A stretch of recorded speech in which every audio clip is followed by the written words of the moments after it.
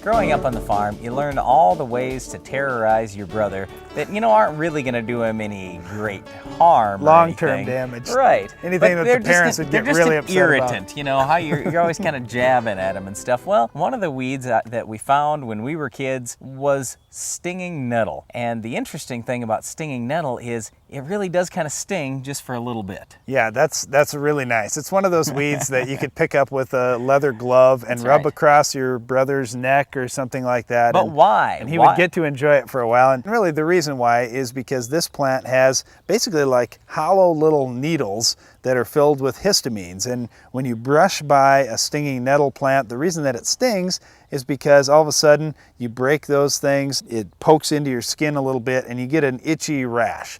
And what we figured out is when you had somebody like Brian around trying to antagonize you, if they happen to rub this across you, don't itch it. It only makes it worse. So just take your medicine, hold on, it's going to be better after a few hours, and yeah, enjoy stinging nettle. Nah, seriously though, we didn't get after each other, but as we were both walking through our groves that we would have around the place, we would each have problems with this stinging nettle. So that's when we learned about weed control and how important it is. We don't see stinging nettle out in crops very much. We do see it in shelter belts quite often, and what you want to do in shelter belts is use a high rate of 2,4-D. Just don't spray in the middle of the summer. You got to spray in the spring or in the fall, either before the leaves have come on in the spring or after the leaves have dropped off in the fall. That way you don't do any damage to the trees and you can really nail that stinging nettle. If you do happen to see it out in crops, tillage works pretty well because it is an annual weed. Also, most of the broadleaf herbicides in corn and soybeans have some pretty good activity on stinging nettle. Well, that's it for our Weed of the Week, but stay tuned. There's more Ag PhD to come right after this.